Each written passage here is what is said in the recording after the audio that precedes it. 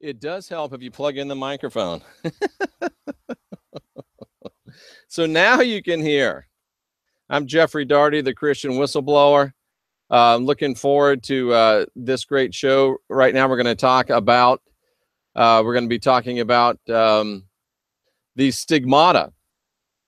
And I want you to enjoy this, and I want you to ask questions. I believe I do have the chat room open, so if you have any questions, you can ask in the chat. I don't know what happened to my super cool lower third, but I was kind of liking that. Oh, let's turn it back on. Boop.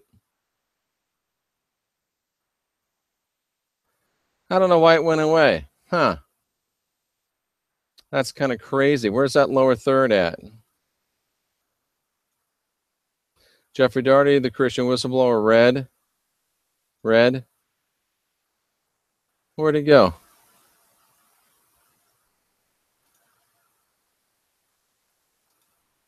Oh, well, it's gone. But anyway, let's go ahead and talk about the stigmata. And the stigmata is a very, very interesting thing to me. I think it should be very interesting to you as well. And it's really a bizarre thing. And it's something that I think is worth talking about. And I'm still trying to learn how to use this stuff. So bear with me, if you will. And we're going to go ahead and talk about the stigmata. I don't know. I don't know why I'm trying to do this live. It's just, it makes it easier, and it gives you a chance to also talk. So it's nice to do it live when I can figure it out, but I'm sorry about the little bit of mess we got going on. So, okay, let's talk about the stigmata. The stigmata is a term used by members of the Christian faith to describe body marks, sores, or sensations of pain in locations corresponding to the supposed crucifixion wounds of Christ. So again, you're talking about, hands, you're talking about forehead with the crown of thorns, you're talking about side for the spear, you're talking about, feet for the nails. That's generally what they're talking about, the 5 sacred wounds. And that's, obviously in church history, church art, and all that other kind of stuff. Now, there's some real problems with this. And of course, we're talking about the crucifixion. And you can see he was nailed in his hands. He had the crown of thorns. He was pierced in his side. And he had the feet thing as well going on, the nails in the feet, allegedly. Of course, the crucifixion of Christ never happened. It was a patsy that was crucified. And we've talked about that exhaustively on this program. But the stigmata is when a person bearing the wounds of the stigmata is said to have be manifesting these things. And I mean, this is kind of what it looks like. It's crazy. You get people, I don't know why she's bleeding from her eyes, but bleeding from hands, hands, this person, big old holes in her hands. And these are supposed to be legitimate, effects. I mean, here we go. Hands again. This brother's got something right there on his side. She's got the whole thing going on here. And you get, I mean, look at that. That's pretty gnarly, huh? And supposedly this stuff happens to these people. And then, of course, the question is, what the heck are they? I mean, even babies sometimes born with this stigmatic stuff. So, the question becomes, what in the world is this stuff? What in the world is going on?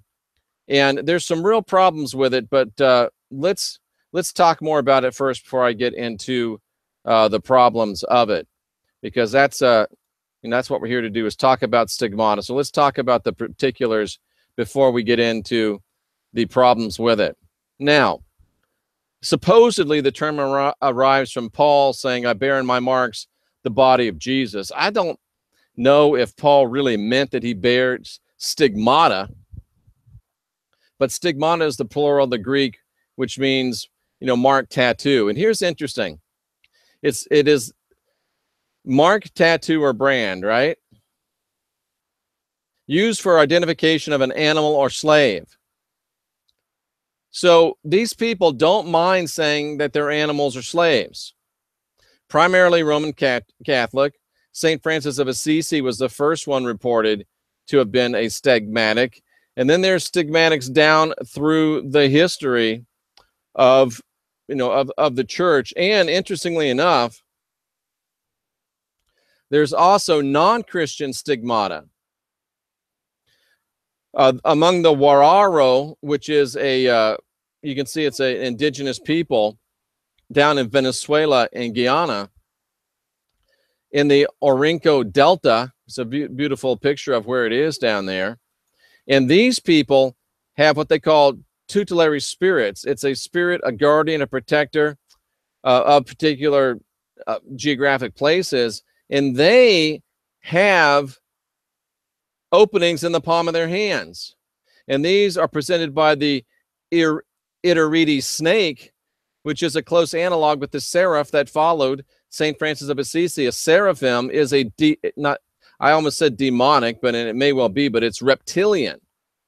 So this reptilian thing would follow around St. Francis of Assisi, who would have all this stigmata, and there's correlations in non-Christian stigmatics of these folks down there in the Orinoco Delta, also followed around by snake-type beings. Now, that should really put things in perspective for you, and that should really give you an idea of, wow, this is kind of weird. Wow, this is kind of nutty. Wow, this is kind of, I don't know if I really want to talk about this or not.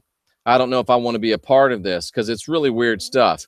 But it gets even more weird, because if you notice, these stigmatics, these people that are, having the stigmata, if you take a look at them and notice, palm of hand, right? Palm of hand, palm of hand, palm of hand,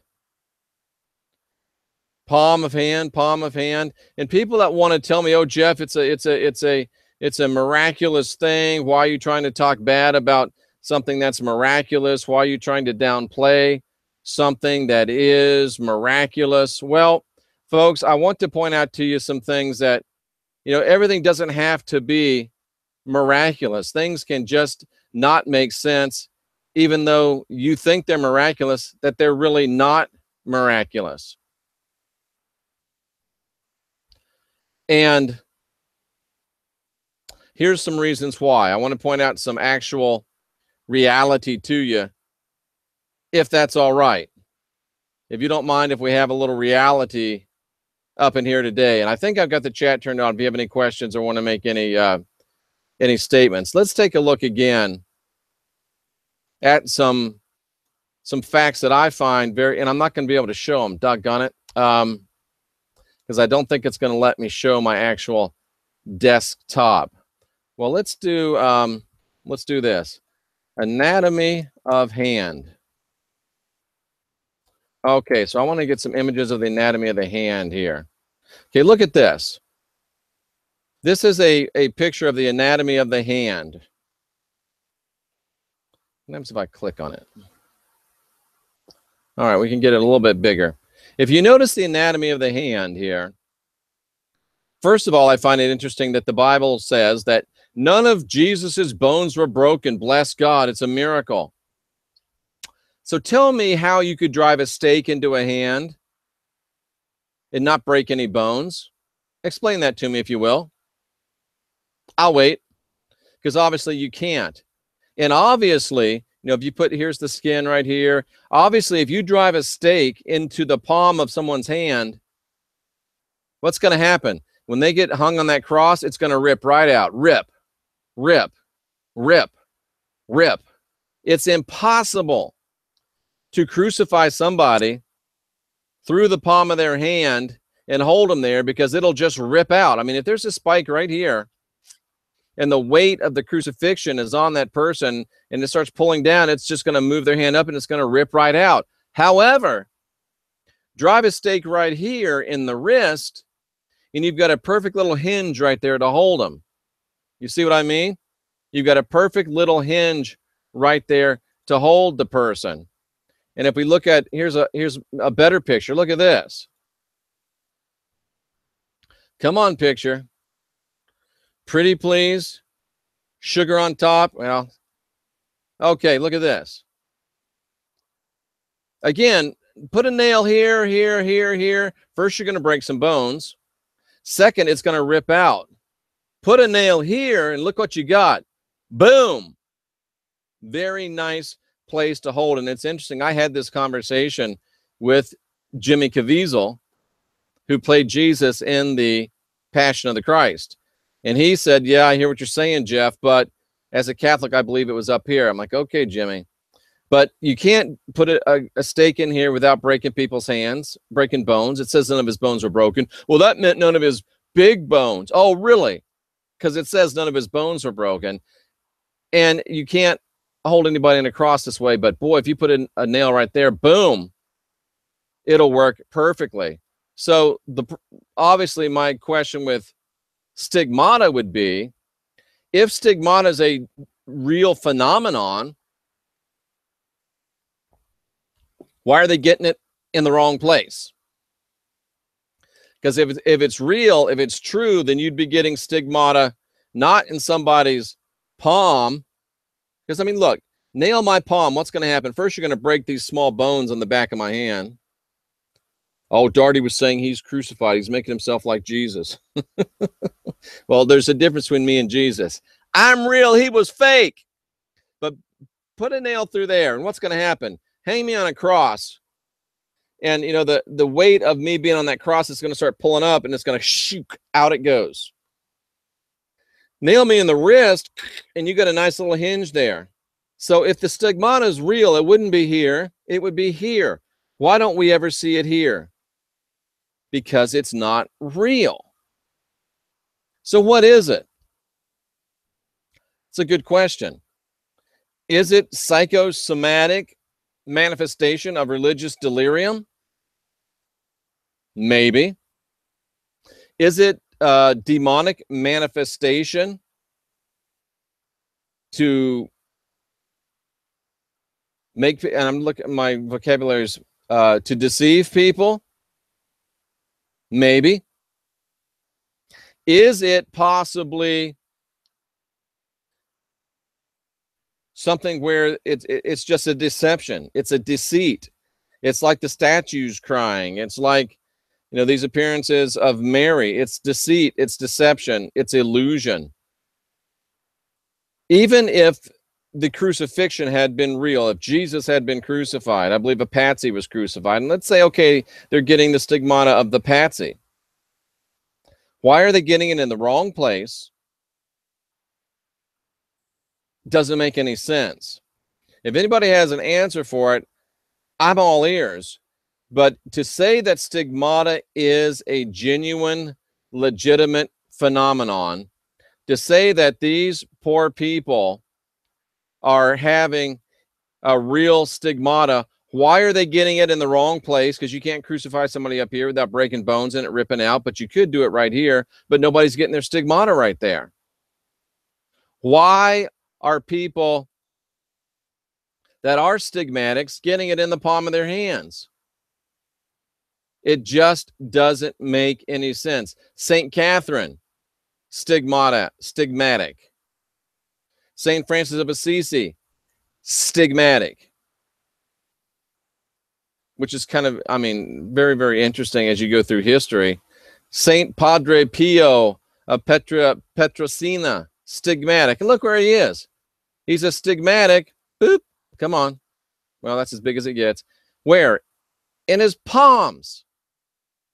I'm telling you, folks, it doesn't make any sense for it to be in the palms. So it can't be real. It just can't be real. I mean, look at the anatomy of the hand. Look at the anatomy of the hand. Obviously, that's where you're going to put the nail. So stigmata has to be a deception. Stigmata has to be a fake. And really, how surprised are we? How surprised are we that stigmata is not real? How surprised are we that it is a delusion, and yet it is yet another blood-centered, deception and delusion perpetrated upon us by Roman Catholics and Roman Protestants. It's a lie, it's a deception, it is an illusion designed to draw attention and credibility to the Catholic Church and the Protestant Church when and if it happens within Protestant realms. It's not true, it's not real, and it is a deception. I don't see how you could draw any other conclusions. Stigmata,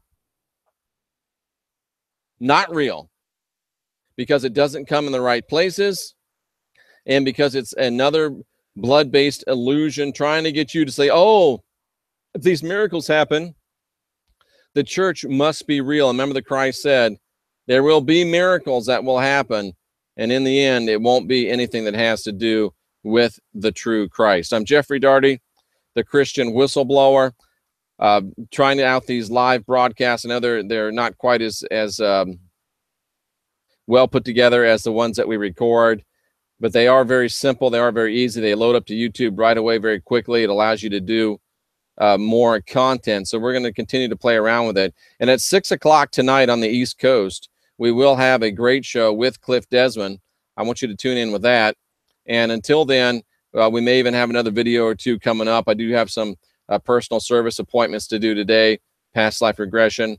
If you're interested in that, there's information in the box below once this does load up as a video. If you're interested, let's just do this real quickly. We'll go to one of these application windows that I'm in, and we'll put in jeffreydaugherty.com, and we'll take a quick look at that and show you what we're gonna how to get involved in that if you do want to have any work done. This is my website. Oh, what a nice t-shirt. Did you see that? All you have to do is go here to where it says scheduled times, click on it, and then the calendar comes up, and you'll see today, oh, let's see, 4 a.m. he's busy. If you click on it, it says 4 to 7 because that's actually when I'm sleeping.